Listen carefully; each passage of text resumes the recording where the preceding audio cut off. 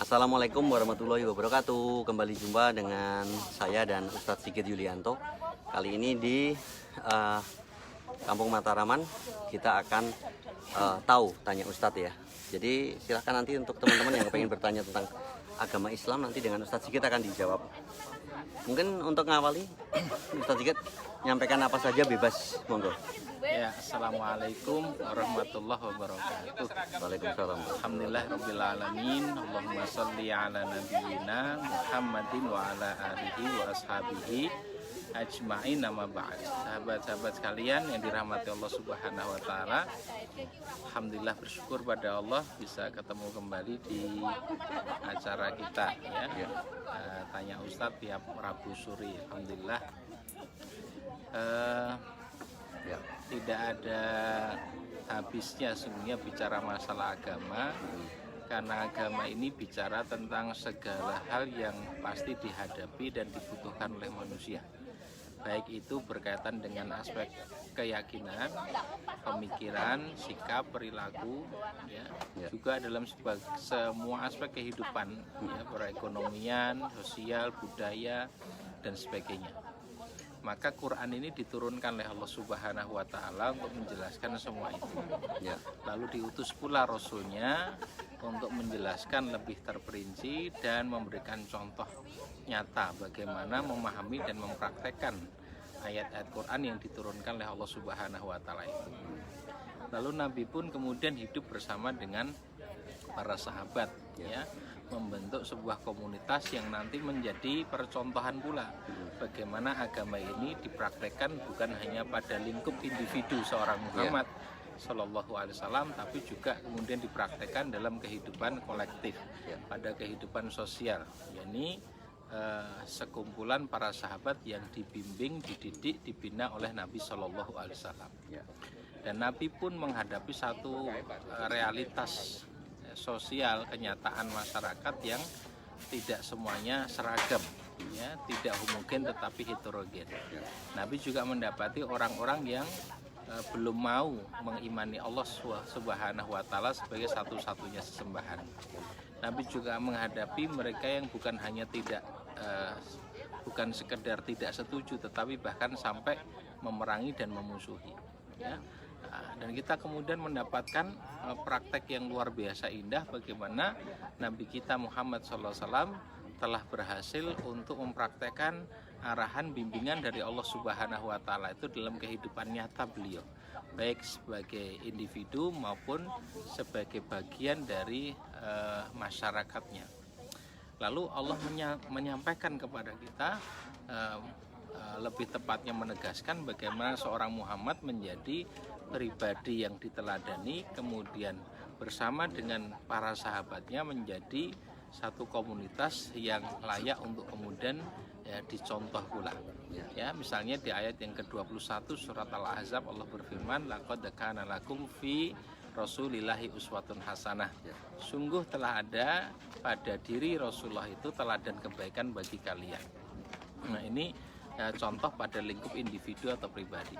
Kemudian para sahabat yang berhasil dibimbing oleh Nabi ya, hidup dengan bimbingan wahyu yang diturunkan kepada Nabi, diajarkan kepada para sahabat, dipraktekkan bersama dengan mereka, maka Allah pun memberikan rekomendasi, kuntum khaira ummatin, kalian adalah umat terbaik, ukhrijat linnas, yang ditampilkan di hadapan manusia.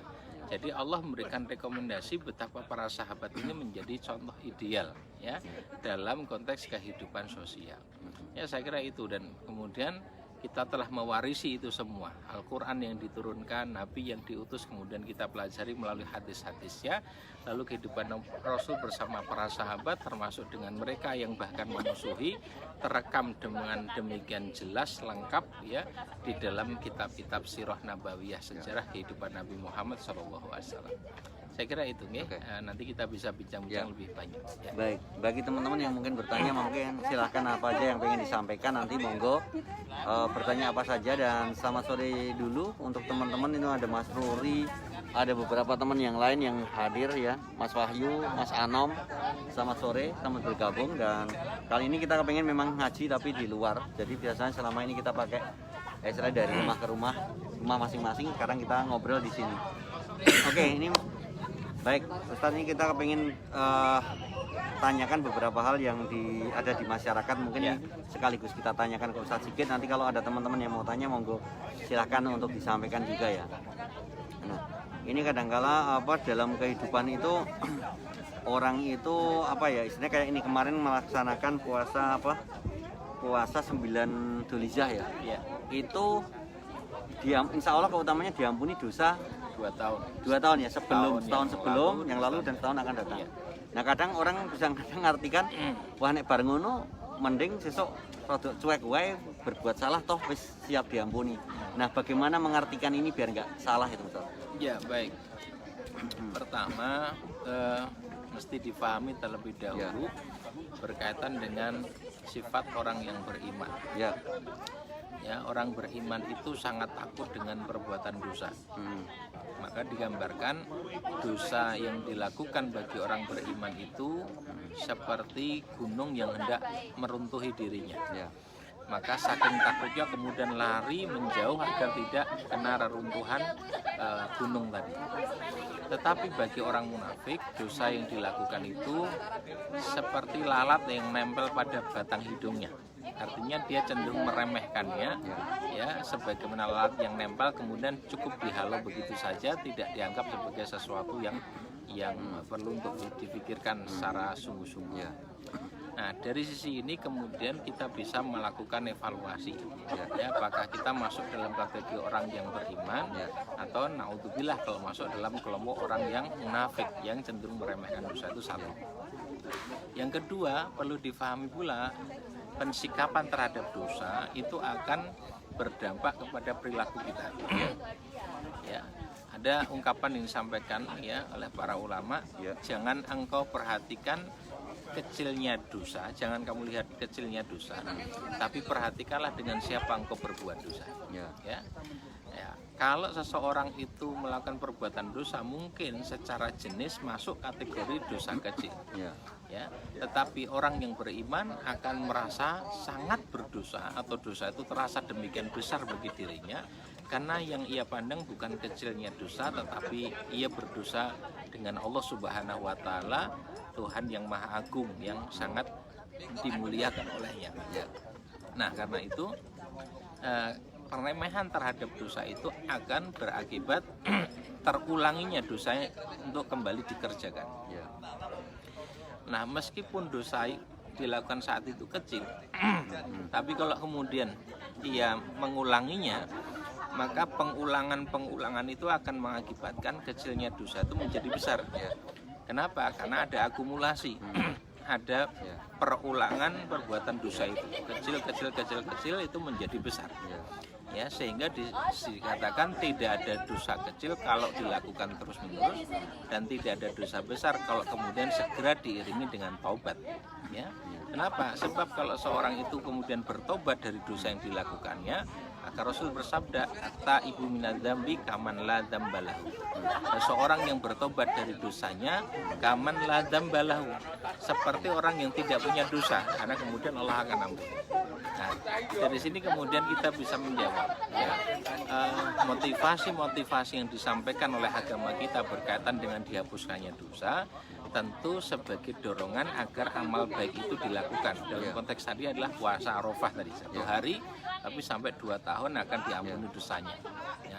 Bukan kemudian ya meremehkan perbuatan dosa itu, karena peremehan itu sendiri akan mengakibatkan ya kita akan melakukan amal yang diperintahkan itu tidak akan mencapai kualitas yang dikehendaki oleh Allah. Di leposo terus akar ya, sekedar menahan lapar dan makan dan minum. Padahal ya puasa itu bisa jadi secara formalitas fikih itu sah, tetapi menjadi tidak punya pahala karena apa? Ya kualitasnya tidak diperhatikan. Nah, orang yang meremehkan perbuatan dosa tadi ya tidak akan mungkin melakukan puasa dengan kualitas yang terbaik sebagaimana dikehendaki oleh Allah untuk mendapatkan kemuliaan tadi. Jadi keutamaan tadi juga syarat dan ketentuan berlaku. Ya, niatnya ikhlas, kemudian tata cara melaksanakannya juga benar. Wallahu a'lam bishawab. Saya kira begitu. Baik. Selamat sore buat Mbak Utari Blog. Kalau ada pertanyaan monggo silahkan disampaikan. Ini kita kepengen tanya pada Ustadz nih. Ustadz, orang ketika melakukan dosa terus taubat, ini mungkin ada yang sudah tahu tapi banyak juga yang belum. Langkah-langkahnya bagaimana ini? Taubatan nasuha ya. Yang benar tuh bagaimana sebenarnya urut-urutannya misalnya gitu. Pertama kita pahami dulu taubat itu apa, ya, karena orang tidak mungkin melakukan sesuatu kalau ngerti saja enggak. Ya, maka disebutkan taba ya tubu taubatan, itu asal makna kata taubat ya. Taba ya tubu taubatan maknanya adalah arruju ila taatillah, kembali mentaati perintah Allah. Artinya apa? Kembali mentaati perintah Allah itu berarti sempat meninggalkan perintah Allah, ya, sempat melakukan maksiat. Maka kembali taat itu namanya taubat. Nah, agar bisa kembali itu orang harus menyadari bahwa ia sempat menyimpang, ya. Agar bisa lurus kembali orang harus sadar bahwa ia telah berbelok, gitu kan. Nah, karena itu ketika seorang menyadari dirinya melakukan kesalahan, maka tobat yang dilakukan adalah dia harus meninggalkan yang salah itu menuju yang semestinya. Kalau kita keliru, ya, memilih jalan kemudian sadar ini keliru jalannya, maka kita harus segera mencari jalan yang benar mana yang mengarahkan kita kepada tujuan. Itulah tobat itu. Nah, jadi yang pertama, orang yang bertobat itu mestinya menyadari, mengetahui bahwa dia melakukan kesalahan. Ya. Nah, ini yang tidak mudah. Kenapa? Karena orang yang sudah terbiasa berbuat dosa, untuk sampai pada kesadaran bahwa dosa telah dilakukan, ini seringkali sudah lemah kesadaran itu, bahkan bisa hilang. Dalam Quran disebutkan la yashurun, mereka tidak menyadari lagi. Karena dosa kalau dilakukan sekali dua kali mungkin orang masih merasa bersalah. Tapi kalau sudah berulang kali dilakukan, dia sudah tidak merasa melakukan kesalahan. Bahkan orang yang melakukan hal yang berbeda dengan dirinya yang dianggap salah gitu. Nah, ini kan sudah terbalik-balik. Nah, itulah kenapa kemudian butuh dakwah. Artinya kita akan mendapati orang-orang yang dengan dirinya sendiri dia tidak punya pengetahuan lagi, lemah atau bahkan hilang kesadarannya, sehingga harus ada pihak luar yang mengingatkan, ya, kowe keliru, kamu salah gitu. Nah, itulah yang di dalam agama disebut dengan dakwah, amar ma'ruf nahi mungkar, tawasobil haq, tawasobil sabr.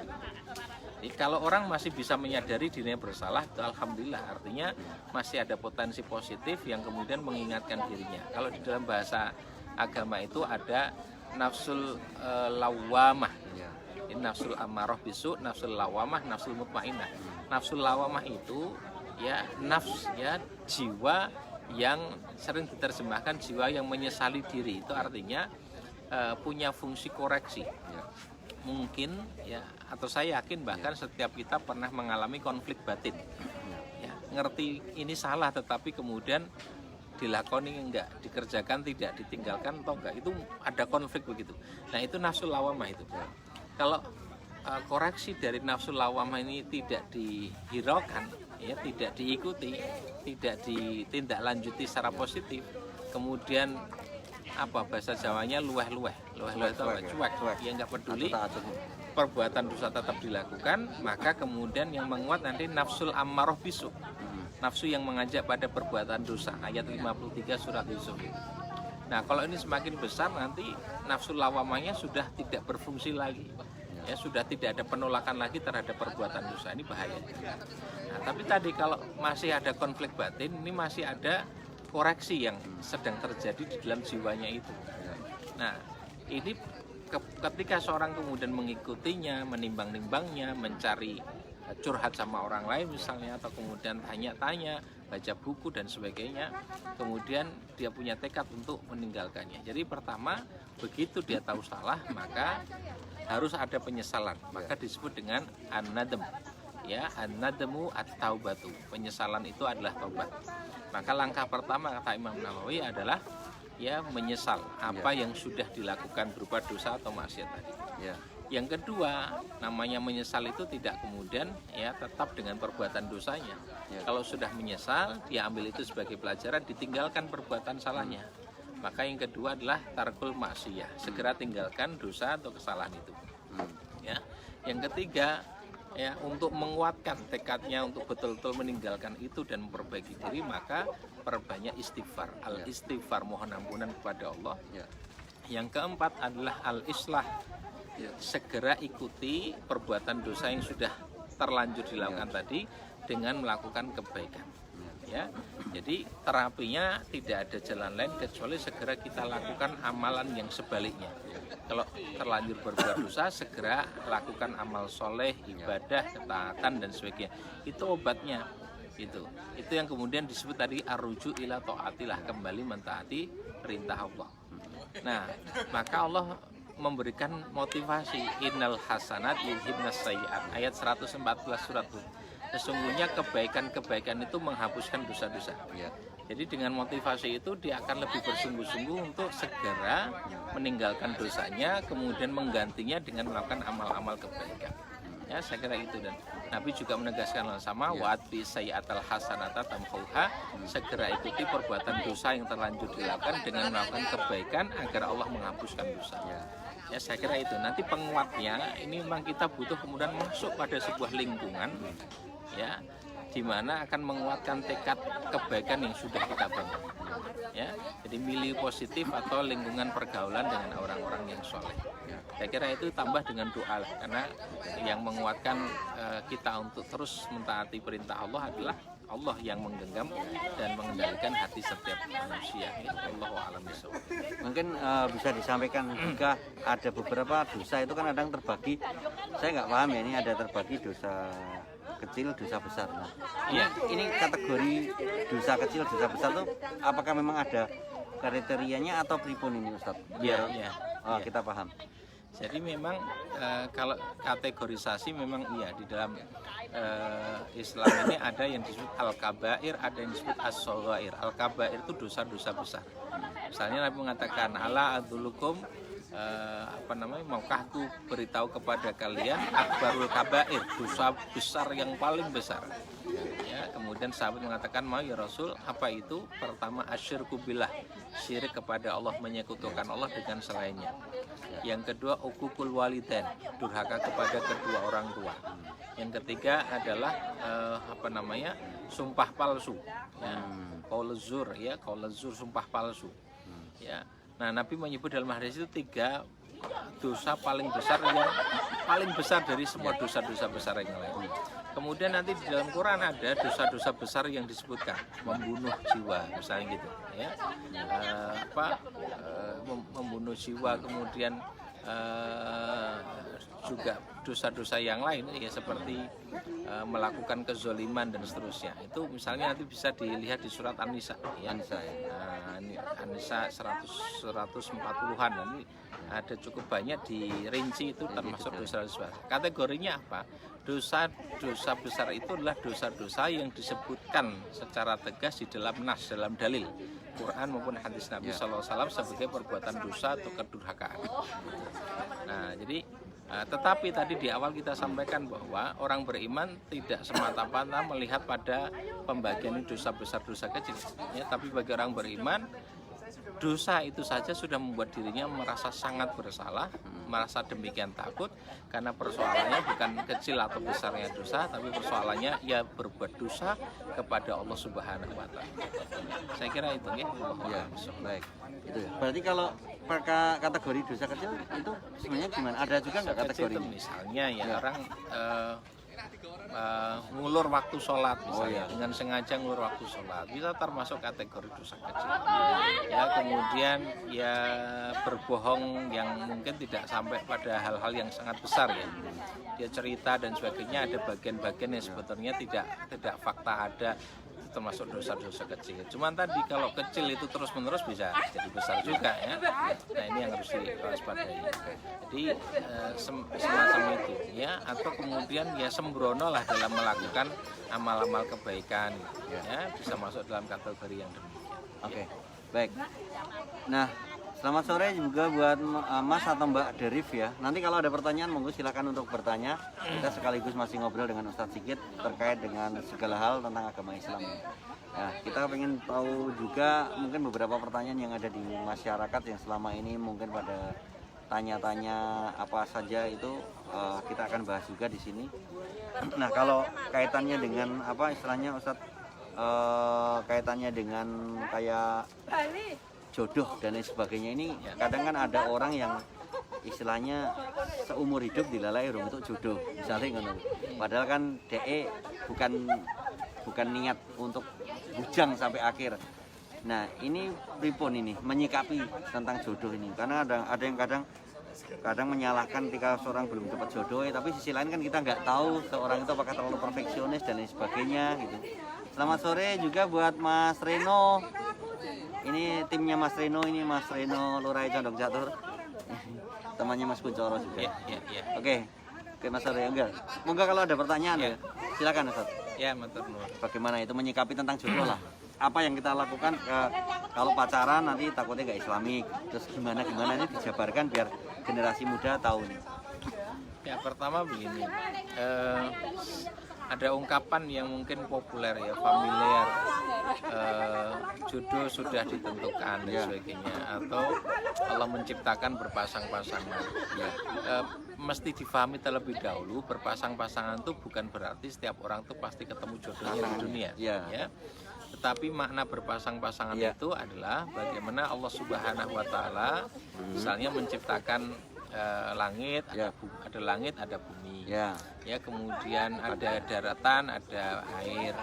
Ya begitu. Ada pria, ada wanita. Itu makna berjodoh atau berpasang-pasangan ya. Ada laki-laki, ada perempuan ya.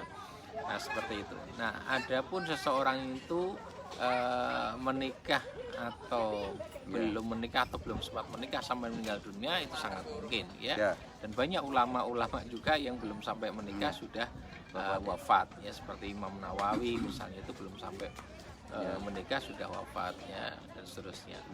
Nah, ini pertama berkaitan dengan makna jodoh atau berpasang-pasangan.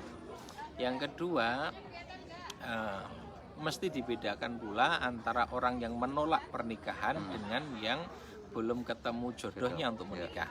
Ya, kalau menolak pernikahan sudah jelas ini termasuk dosa di dalam agama. Sebab Nabi bersabda, an-nikahu sunnati faman raghiba an sunnati falaisa minni. Nikah itu adalah sunnahku. Siapa yang benci dengan sunnahku falaisa minni, maka dia bukan umatku. Jadi membenci saja dengan pernikahan itu, Nabi tidak mau mengakui kita sebagai umatnya. Ya, kalau bukan umat Muhammad itu siapa? Berarti bukan bagian dari kaum muslimin. Ini ya bisa sangat berbahaya secara akidah ya. Nah, tetapi kalau orang itu tidak mengingkari dan tidak membenci pernikahan, hanya belum sampai menikah dia sudah meninggal dunia, itu berbeda masalah ya. Dalam hal ini kita cermati apa yang disampaikan oleh para ulama fikih, hukum asal nikah itu mubah. Hukum asalnya mubah ya. Jadi hukum asal itu apa? Hukum yang dasar ya? Hukum dasar dari pernikahan itu bukan suatu yang wajib, tapi hukum dasarnya mubah.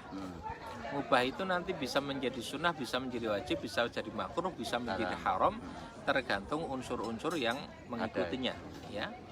Ya, kalau pernikahannya itu hanya untuk menyakiti pihak yang mau dinikahi, maka menjadi haram ya. Atau pernikahan itu dilakukan oleh orang yang mengidap penyakit menular, maka menjadi haram hukumnya gitu. Tapi kalau orang yang sudah mampu menikah, kemudian ya masih mampu mengendalikan nafsunya dan dia disibukkan dengan amal kebaikan, maka hukumnya sunnah. Tapi kalau dia mampu menikah kemudian tidak cukup kuat untuk mengendalikan nafsunya, maka menjadi wajib pernikahan itu dilakukan olehnya. Jadi seperti itu. Nah, ini untuk memahami persoalan tadi bahwa tidak setiap orang yang belum ketemu jodohnya itu kemudian dimaknai sebagai orang yang menolak pernikahan ya. Jadi mungkin saja memang belum ketemu jodohnya sampai jatah usianya habis ya. Tapi yang paling penting adalah usia yang Allah berikan itu diisi dengan apa, itu yang akan mempengaruhi, menentukan kualitasnya di hadapan Allah Subhanahu wa Ta'ala. Kemudian yang ketiga, kalau kita kemudian pengen menikah atau bertemu dengan jodoh, caranya bagaimana, ini yang harus diperhatikan. Satu, niatnya harus benar, karena di dalam agama ini yang dituntunkan satu persoalan motivasi niat dalam melakukan amal, ya, karena niat itu nanti akan mempengaruhi nilai amal itu dalam catatan ya amal kita di hadapan Allah Subhanahu wa taala. Secara lahiriah merupakan amal ibadah seperti sholat, zakat, puasa, haji pun kalau niatnya keliru, nilainya bukan ibadah lagi, bisa nilainya malah maksiat atau dosa, ya. Maka begitu pun nikah, ya, kalau niatnya ini benar maka bisa menjadi ibadah, bisa menjadi amalan sunnah, ya, bisa menjadi amal ketaatan. Tapi kalau niatnya itu keliru, ya tidak punya nilai ibadah atau bahkan malah menjadi maksiat itu. Nah, yang kedua, caranya benar, jangan sampai niat yang sudah baik itu kemudian menggunakan cara yang tidak dibenarkan. Maka di dalam Islam ini ada kaidah al-ghayah la tubarrirul wasilah. Tujuan tidak boleh menghalalkan segala macam cara. Nah, apa yang kemudian populer disebut dengan pacaran. Ada yang itu menjelaskan pacaran itu singkatan pakai cara setan. Artinya apa? Praktek berpacaran itu membuka peluang sangat besar seseorang kemudian bisa terseret pada perilaku perzinahan. Nah, karena itu ini tidak diperkenankan, bahkan masuk dalam kategori larangan yang disampaikan Allah di ayat 32 surat Al-Isra, wala taqrabuz zina, jangan kalian dekati zina. Di hal-hal yang mendekatkan pada perbuatan zina sudah dilarang duluan. Jadi preventif Islam, ya, belum sampai terjadi itu sudah dilarang duluan hal-hal yang mengarah ke sana, ya. Kenapa? Karena ini kuat sekali daya tariknya. Apa-apa yang dilarang mendekatinya, ya, melakukannya sudah pasti dilarang. Tetapi mendekatinya itu sudah dilarang, itu pasti sesuatu yang sangat menarik, ya. Berkaitan dengan masalah tadi daya tarik seksual, kemudian berkaitan dengan masalah minuman keras, ya, itu juga disebutkan fajtanibuhu, jauhilah oleh kalian. Kemudian masalah harta itu juga la taqrabu malal yatim, jangan kamu dekati harta anak yatim. Itu hal-hal yang sangat menarik perhatian manusia, itu biasanya diungkap dengan ya jangan dekati, jauhilah oleh kalian dan seterusnya gitu. Nah, sehingga cara untuk ketemu dengan jodoh itu juga jangan sampai menggunakan cara yang justru mengandung dosa, membuat Allah murka gitu. Nah, kalau yang diinginkan itu adalah bisa kenal, tahu informasi tentang calon yang tidak dinikahi atau yang tidak menikahi dirinya, itu sebetulnya caranya kan banyak, tidak harus dengan ya pacaran tadi. Ya, karena secara pacaran pun juga tidak selalu menjamin seorang itu betul-betul mengenal gitu. Karena yang ditampakkan pasti yang baik-baik saja gitu. Nah, bisa menggunakan cara yang lain, informasi lewat teman dekatnya, lewat guru ngajinya, lewat mungkin orang tua dan sebagainya gitu. Itu justru lebih objektif nanti di dalam memberikan informasi yang dibutuhkan untuk memantapkan niat ya menikah, ya, jadi menikahi atau tidak, menerima lamarannya atau tidak dan sebagainya. Saya kira seperti itu, ya. Wallahu a'lam bishawab. Oke, selamat sore juga buat Mas Deki Imanuddin ya. Sebentar, saya cek dulu nih. Ini agak miring dikit. Oke. Mungkin kita kepengen tanya-tanya juga untuk kaitannya ini dengan kayak beberapa hal yang mungkin juga masih jadi pertanyaan di teman-teman semua terkait dengan masalah sholat itu ada banyak teman-teman yang sudah paham, ada yang belum. Nah, kalau tata cara sholat yang benar ini gimana Ustadz? Misalnya cowok dengan cewek ya, atau pria dengan wanita, itu posisinya itu sebenarnya gimana? Apakah kalau pria imam, wanita itu di sebelah kirinya atau sebelah belakangnya atau kanannya? Terus kemudian kalau wanita gimana? Kalau pria gimana itu? Ya, kadang masih versi rancu. Baik, pertama dalil pokok dalam masalah ini adalah sabda Nabi SAW, Ya. "Shollu kama ro'aitumuni usolli." Ya. Sholatlah kamu sebagaimana kamu lihat aku mengerjakan sholat. Ya. Itu artinya sholat yang benar harus mencontoh ya cara Nabi SAW. Ya.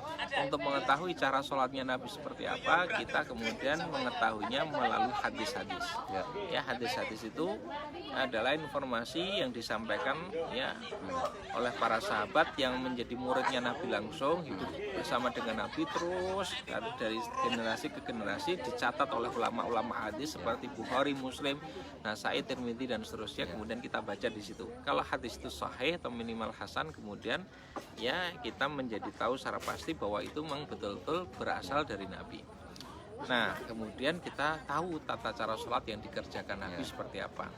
Kalau pertanyaan tadi lebih berkaitan dengan sholat berjamaah. Ya, jamaah, kalau jamaah. Nah, jadi praktek sholat Nabi ya baik sendirian mau berjamaah itu semuanya ada hadisnya, termasuk berjamaahnya Nabi itu seperti apa. Nah, dalam sholat berjamaah ini kita mendapatkan beberapa hadis, misalnya ini kita nggak mungkin mengungkapkan keseluruhan ya, tetapi diantaranya misalnya Rasul bersabda, khairus sufu fir rijal, khairus sufu fin nisa, itu sebaik-baik saf laki-laki yang paling depan, seburuk-buruk saf perempuan yang seburuk saf laki-laki yang paling belakang. Kemudian khairus sufu fin nisa, sebaik-baik saf perempuan yang paling belakang. Ya, seburuk-buruk saf perempuan yang paling depan. Itu berarti menunjukkan bahwa laki dan perempuan itu saf adalah depan belakang. Laki-laki itu di depan, perempuan itu di belakang. Ya, walaupun nanti bisa juga kondisional berkaitan dengan tempat di mana sholat itu diselenggarakan. Ya, karena di beberapa tempat itu kalau apa namanya depan belakang itu areanya itu melebar ya, sehingga dibagi dua, jadi kanan kiri tidak apa-apa ya. Ya, tapi secara umum perempuan itu di bagian belakang, laki-laki di bagian depan ya. Kemudian kalau jamaahnya makmumnya hanya satu, imam satu, makmum laki-laki satu, maka makmum laki-laki ini berdiri sejajar di kanan imam. Ya, sedangkan makmum perempuan berada di belakangnya. Ya, kalau adanya imam perempuan, makmum juga perempuan, ya, maka berdiri semuanya sejajar. Sedangkan imamnya berada di tengah-tengah. Ya, tapi kalau imam laki-laki kemudian ada lebih dari satu makmum, makmumnya bisa dua atau lebih, maka makmum ini berdiri di belakang imam. Ya, berdiri di belakang imam. Jadi kalau makmumnya laki-laki cuma satu, berdiri sejajar di kanan imam. Tapi kalau makmumnya lebih dari satu, ya minimal dua atau lebih, maka di belakang imam. Gitu. Tapi kalau perempuan, makmumnya perempuan semua, imamnya juga perempuan, maka imam itu berdiri sejajar dengan para makmum perempuan tadi, sejajar di tengah-tengah. Ya, di tengah-tengah. Hanya nanti gerakannya lebih dulu imam ini. Oh, jadi bukan di belakangnya tidak, gitu ya? Tidak. Oh. Karena ini hadis sahih riwayat Muslim, sumbernya dari Aisyah radhiyallahu anha. Aisyah pernah mengimami jamaah perempuan dan Aisyah berada di tengah-tengah mereka sejajar dengan yang lainnya. Oh, ini yang seperti itu. Ya. Itu ya. Kalau putra-putri, suami istri, kalau itu suami istri ya imamnya di depan belakang. Ya, depan belakang. Sebelah kanan atau belakang kiri? Itu boleh kanan, boleh kiri. Oh, bebas. Bebas. Nggak harus kiri, nggak harus kanan. Oh, iya. Ya, ini yang kadang kita kecuali tempatnya sempit ya dan sebagainya, ya di mana bisa dilakukan lah ya. Saya kira begitu. Nah, ini saya sering masih lihat itu ya, kalau wanita sama wanita nggak sejajar, berarti memang sejajar gini ya? Iya. Wow, ya ini jadi pengetahuan yang baru ini. Oke, kita akan menjawab pertanyaan dari Pak Edole atau Bapak Camat Banguntapan nih. Mau tanya Ustadz, yang tidak boleh potong kuku sebelum kurban itu maksudnya kuku hewannya atau kuku sohibul kurbannya? Sohibulnya ya, karena kalau mencermati hadisnya, man aroda, barang siapa yang hendak berkorban ya, barang siapa yang berhendak berkorban, sudah niat berkorban, maka mulai 1 Dzulhijjah hendaklah dia menahan diri. Hendaklah dia menahan, dia itu maksudnya tentu sohibul kurbannya. Ya, jadi hadis itu menunjuk kepada sahibul korban ya, atau orang yang berniat hendak berkorban. Ya, jadi bukan binatang korbannya, Iya. memang tahu ngetoki. Maksudnya beliau kan takutnya nek arep ngetok wis esuk ra etuk. Kalau binatang korban tidak perlu diketok Oke. kuku, potong rambut, itu kan hal yang tidak umum pada hewan. Jadi ini tentu yang dikehendaki adalah sohibul korban. Yang nggak boleh berarti tadi potong kuku, Potong potong kuku, rambut potong juga. rambut. Segala rambut ya Iya. maksudnya dari anu. Oke. Sampai dengan setelah disembelih baru boleh. Iya, sampai disembelih. Iya. Tapi itu pun larangannya tidak haram, tetapi makruh. Makro ya kalau. Jadi kalaupun dilanggar tidak berdosa, hanya kehilangan keutamaan itu saja. Oke, ya. Masih kita tunggu lagi kalau ada pertanyaan ya sebentar ini karena kebetulan kita. Selamat sore buat Mas Abdi Luhut juga yang ada di belakang amplas. Ini menarik sekali tadi kaitan dengan korban dan sebagainya. Nah ini Ustadz kadang yang masih rancu kayak korban kemarin itu adalah masalah untuk sohibul korban itu kan sepertiga ya, Ya, sepertiga. Kalau misalnya itu sapi terus ada 7 orang berarti itu sapi misalnya katakanlah itu 2/3 dikasih baru sepertiga dibagi 7 orang. ya. Dibagi 7 orang. Jadi atau gimana? pertama begini, kalau kambing itu bisa ya berkorban 1 orang atau di atas namakan 1 keluarga boleh. Ya. Kemudian untuk sapi pun juga berlaku hal yang sama. Tetapi sapi ini bisa ditanggung oleh 7 orang ya, atau boleh juga di atas namakan 7 keluarga juga boleh. Ya. Kemudian bagiannya, berapa bagian yang didapatkan untuk sohibul korban, merujuk dalam surat Al-Hajj itu disebutkan fakulu minha wa atimul qani wal muhtar. Disebutkan 3 pihak. Ya. Fakulu minha, makanlah sebagian daripadanya. Artinya perintah Allah kepada sohibul korban untuk makan sebagian dari binatang korbannya itu. Wa atimul qani, berikan juga makanan untuk al-qani, orang yang merasa cukup, artinya yang tidak harus minta-minta, kasih sebagai hadiah. Wal mu'tar, orang yang minta-minta atau fakir miskin sebagai sedekah. Jadi 3 pihak ya, sedekah, hadiah dan juga untuk sohibul korban. Dari 3 pihak yang disebutkan inilah maka kita mendapati sebagian ulama berpendapat ya bagi rata sepertiga. Oke. Ya, walaupun tidak semua ulama sepakat harus sepertiga. Ya, hanya ada 3 pihak iya, tetapi jumlahnya sepertiga itu sifatnya pendapat. Nah, jadi mungkin saja dikasih tidak sampai sepertiga, tetapi dilebihkan untuk yang fakir miskin boleh, tidak jadi masalah, gitu kan? Nah, kemudian anggaplah kita hitung yang sepertiga. Kalau sohibul korban itu dapat sepertiga, kalau sapi tadi ditanggung oleh 7 orang, ini kan berarti 1 sapi itu dibagi 7 terlebih dahulu. Ya. Tapi dari setiap 1/7 itu nanti dibagi 3 lagi. Oh, bukan langsung diambil 2/3 sisihkan, sepertiganya baru dibagi 7. Bisa Oh, juga, ya? bisa juga. Sama kan, Sama, kalau ya? mau dikalkulasi Ya, sama aja. sama, ya. Ya, 2/3 ambil dulu, 1/3 Ya, kemudian bagi boleh, tiga. itu seperti itu juga boleh. Ya. Ya. Kalau ini Ustadz tadi saya masih kadang rancu gini. Berarti sepertiga itu untuk sohibul korban ya? Iya. Pada prinsipnya. 2/3 tadi sepertiga bisa untuk sedekah, satunya untuk hadiah. Iya. Oh berarti kalau menurut saya kalau di sebuah perumahan misalnya gitu kadang belah gitu kan kita sudah dapat bagian tapi ada yang lain belah itu ngenai juga itu berarti masuk hadiah dan tidak membatalkan kita jadi lebih Iya, atau jadi asal beda dagingnya atau ini, gimana? untuk sahibul korban, jadi gini, harus dibagikan terlebih dahulu. Kalau belum dibagikan sudah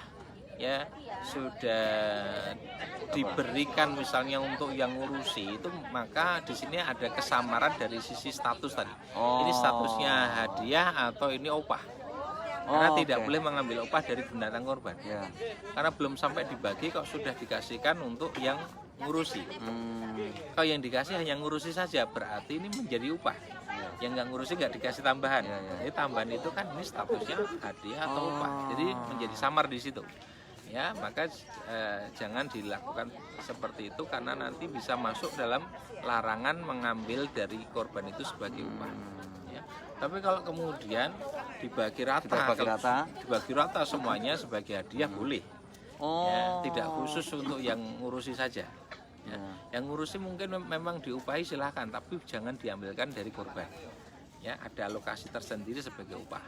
Nah, itu agar tidak melakukan sesuatu yang dilarang. Berarti itu amannya disilangkan ya? Disilangkan itu maksudnya Ustadz Sigit ini korban, saya juga korban. Nenek saya itu kadang misalnya setelah dapat bagian sepertiga nih Ustadz Sigit dapat sepertiga, saya kan ada 2/3 itu kan salongnya dibagi nggo tonggone karena kita bertanggaan. Mungkin mending dari punya saya tak aneh Ustadz Sigit gitu ya. Kalau punya Ustadz Sigit sendiri kan jadi lebih dari sepertiga kan nanti nyalai atau Ya gimana? prinsipnya tambahan tadi bukan karena kita ngurusi. Oh, Tambahan tadi bukan karena ngurusi kemudian dikasih tambahan. Kalau karena ngurusi kemudian dikasih Tambahan tambahan jadi itu upah. menjadi upah kan. hmm. Sing orang ngurusi kok ora ditambahi, kan? Nah ini ngurusi nggak ngurusi semua Nah, dikasih itu sono? boleh enggak Boleh ya, tapi setelah dibagi dulu ya. Setelah dibagi semuanya. Oh, Gitu. Kalau belum dibagi itu sudah kemudian dikasihkan, nah ini jadi opah Ya, jadi ya. tidak boleh.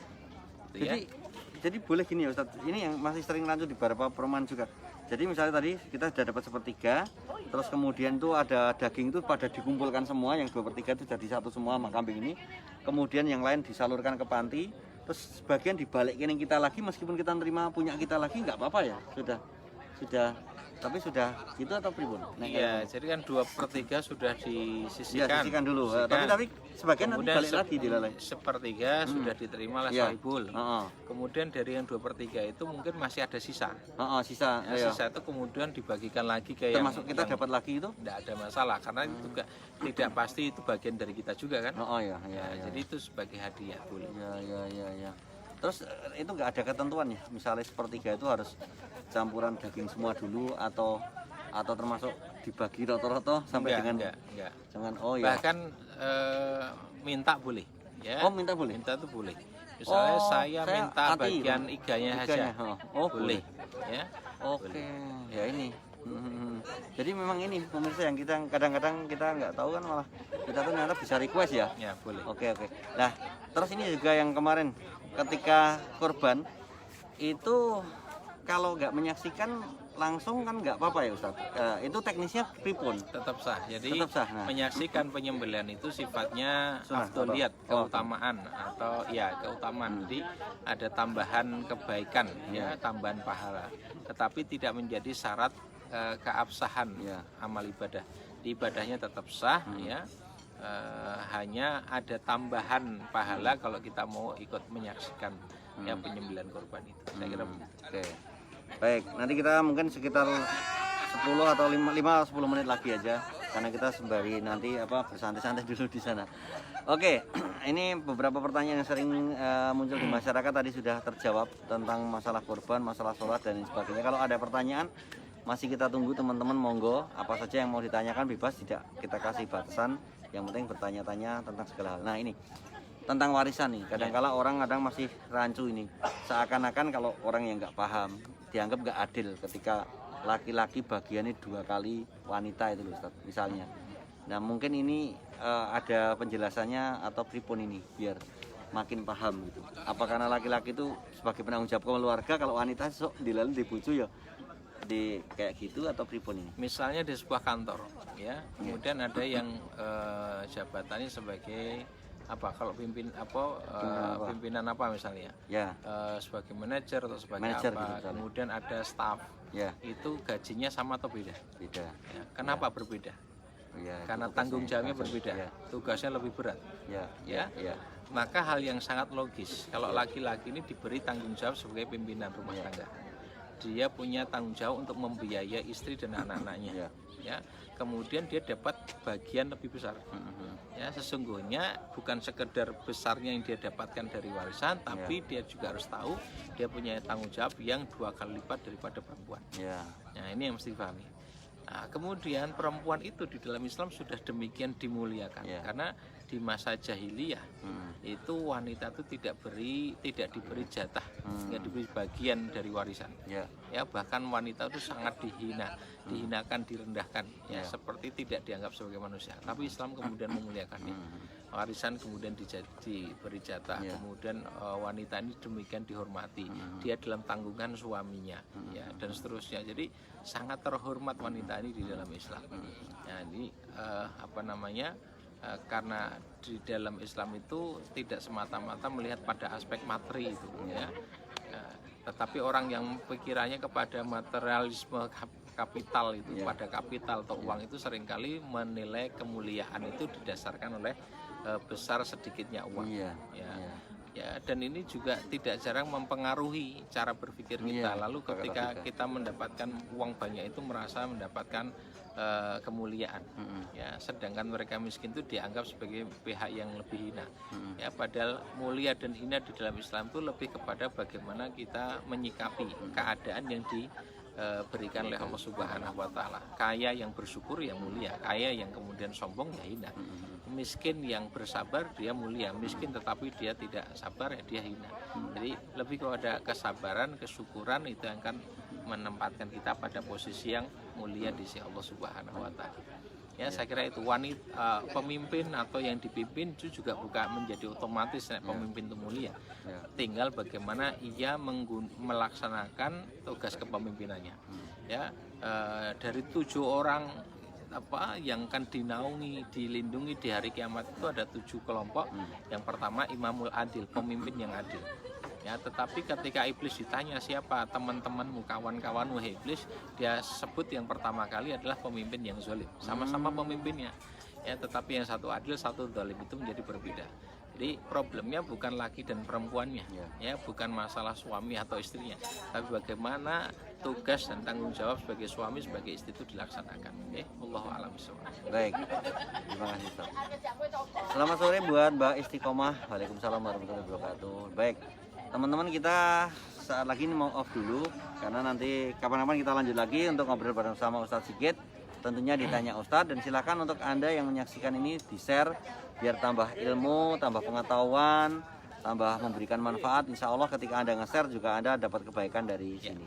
Oke, mungkin sebagai penutup Ustadz kita akhiri, monggo ditutup dengan doa atau apa, monggo. Ya, baik sahabat-sahabat sekalian dirahmati Allah Subhanahu wa taala. Mudah-mudahan kita semua selalu diberi kesehatan oleh Allah Subhanahu wa taala, selalu semangat istiqomah untuk melakukan ibadah dan ketaatan kepada Allah. Ya, selalu semangat pula untuk belajar, karena dengan ilmu itu kemudian amal kita menjadi benar. Lalu kita juga bisa berupaya untuk menata niat agar ikhlas mengharapkan ridho Allah saja, tidak tertipu ya oleh hawa nafsu, tidak mudah tergoda oleh setan. Ya, karena ada jatah usia sampai kapan kita nggak ngerti, tapi kita berupaya untuk terus menjaga kebaikan ini sampai dunia kita tinggalkan bertemu Allah Subhanahu wa taala dalam keadaan diridhoinya. Maka acara ini mudah-mudahan menjadi salah satu ya alternatif yang teman-teman pergunakan untuk kita ngaji bareng dan berusaha untuk konsisten istiqomah menjadi hamba Allah Subhanahu wa taala. Subhanakallahumma bihamdika asyhadu an la ilaha illa anta astaghfiruka wa atubu ilaik. Alhamdulillahirabbil alamin. Baik, terima kasih sekali untuk teman-teman yang menonton ini. Jangan lupa share ke teman-teman yang lain, semoga memberikan manfaat. Wassalamualaikum warahmatullahi wabarakatuh. Waalaikumsalam warahmatullahi wabarakatuh.